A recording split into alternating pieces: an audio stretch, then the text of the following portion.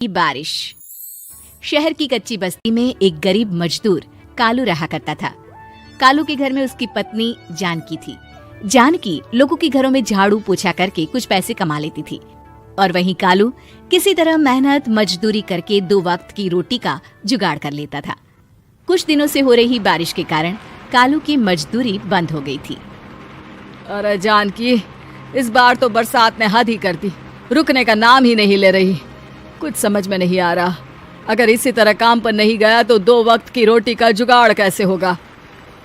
अरे तुम चिंता क्यों करते हो, बारिश का क्या है, 1 आध दिन में रुक जाएगी और उसके बाद में फिर से काम शुरू हो जाएगा।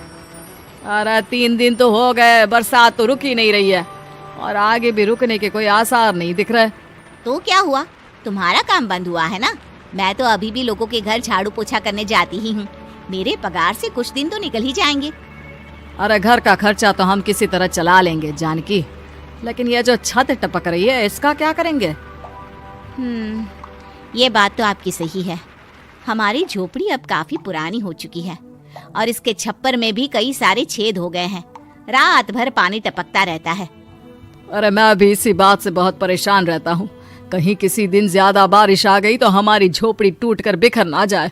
राम राम राम, ऐसी अशुभ बातें क्यों करते हो।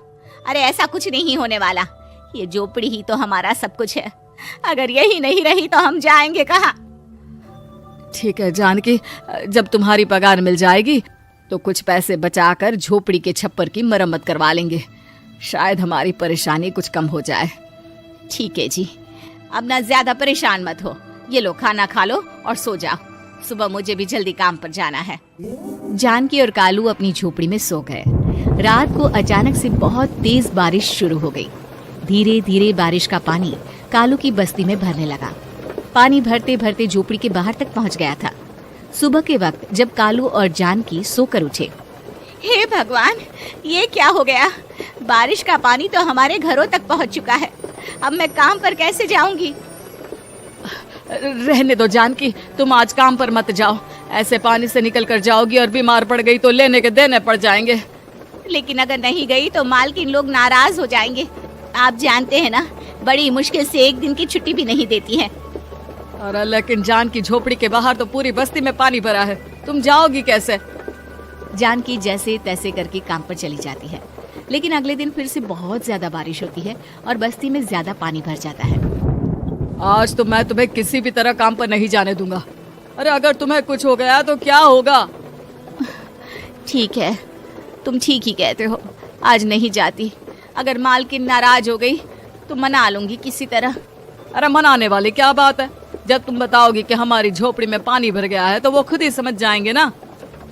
अगले 2 दिन तक तेज बारिश होने की वजह से जानकी, कालू और आसपास की बस्ती में रहने वाले सभी लोगों के घरों में पानी भर जाता है, जिसकी वजह से जानकी काम पर नहीं जा पाती। और 3 दिन के बाद जैसे ही जानकी काम पर पहुंचती है, कहाँ थी तुम? पिछले 3 दिनों से काम पर क्यों नहीं आई? मेम साहब क्या बताऊं, इतनी ज्यादा बारिश हो रही थी, हमारी पूरी बस्ती में पानी भर गया है और उससे भी ज्यादा तो मेरी झोपड़ी के अंदर पानी भर गया। आप ही बताइए कैसे आती मैं। इसका मतलब ये हुआ कि बारिश होगी तो तुम काम पर नहीं आओगी। ना ना, मेरे कहने का ये मतलब नहीं था मेम साहब। तुम जानती भी हो 3 दिन से कितनी परेशानी हो रही है मुझे, सारा काम मुझे खुद करना पड़ा। माफ कर दीजिए मालकिन जी, पर मैं क्या करती, आने के लिए रास्ता ही नहीं था, सब जगह पानी भरा हुआ था। बहाने तो तुझे बहुत बनाने आते हैं। जानकी देख, अगर अगली बार ऐसा किया ना तो फिर काम से हमेशा के लिए छुट्टी। अरे ना ना मालकिन, ऐसा मत कीजिए। बारिश की वजह से मेरे पति की मजदूरी भी छूट गई है। बड़ी मुश्किल से घर में 2 वक्त खाने की रोटी का जुगाड़ हो पाता है। आप मुझे काम से निकाल देंगे तो हम क्या खाएंगे। अगर इतनी ही चिंता है तो फिर रोजाना काम पर आया करो। चलो अब जल्दी से जाकर घर का सारा काम करो। बारिश रुकने का नाम ही नहीं ले रही थी। पूरे शहर में बाढ़ जैसे हालात बन गए थे, लेकिन नौकरी जाने के डर से जानकी किसी तरह रोज काम पर जाती थी।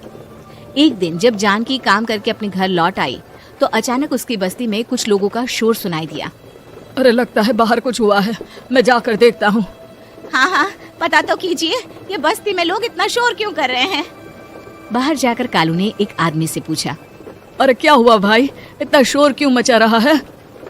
अरे क्या बताए भैया, अपने बस्ती के बाहर एक पुल टूट गया है और वहाँ पर एक कार फंसी है। थोड़ी देर में अगर किसी ने नहीं बचाया ना तो वो कार पानी में बह जाएगी। ये क्या कह रहे हो भैया? कार के अंदर कोई है क्या? हाँ, कोई औरत बैठी है, अकेली है, बहुत रो रही है बेचारी, मदद के लिए बुला रही है। अरे तो हमें जाकर उनकी मदद करनी चाहिए ना। अरे लेकिन इसमें बहुत खतरा है, हमें अपने आप को बचाना चाहिए। पानी कभी भी हमारी बस्ती की तरफ आ सकता है। अरे तुम्हें नहीं चलना तो मत चलो, लेकिन मैं तो जाकर उस औरत की मदद जरूर करूंगा। कालू उस जगह पर पहुंचता है जहां वो औरत कार में फंसी हुई थी। वहां पर पानी का बहाव बहुत तेज था और सारा पानी कालू की बस्ती की तरफ ही आ रहा था। कालू ने एक बड़ी सी रस्सी को पेड़ से बांध दिया और दूसरे सिरे को कार की तरफ फेंक दिया और उस औरत को रस्सी के सहारे बाहर आने के लिए कहा। तभी वहां जानकी भी दौड़ती हुई आई। अरे ये तो मेरी मालकिन है, जिनके यहाँ मैं काम करने जाती हूँ। और मैडम जी, आप डरिएगा मत, आपको कुछ नहीं होगा। आपकी गाड़ी को भी मैंने रस्सी से बांध दिया है। थोड़ी देर में पानी का बहाव कम हो जाएगा, फिर हम आपकी कार को भी बाहर निकाल लेंगे। क्या तुम जानकी के पति हो? हाँ हाँ, जानकी मेरी ही पत्नी है, आपके यहाँ काम करती है ना। लेकिन मेम साहब, आप यहाँ पानी में कैसे फंस गई? अब क्या बताऊं, मैं अपनी सहेलियों के साथ पिकनिक पर गई थी, वहीं से लौट रही थी। अचानक पानी का बहाव तेज हो गया और मेरी गाड़ी फंस गई। अरे कोई बात नहीं मालकिन, अब ना आप बिल्कुल सुरक्षित हैं। मैं तो बहुत बुरी तरह डर गई थी। कब से मदद के लिए चिल्ला रही थी, लेकिन कोई मेरी मदद के लिए नहीं आया। भला हो तुम्हारा पति का, जिसने मेरी जान बचा ली।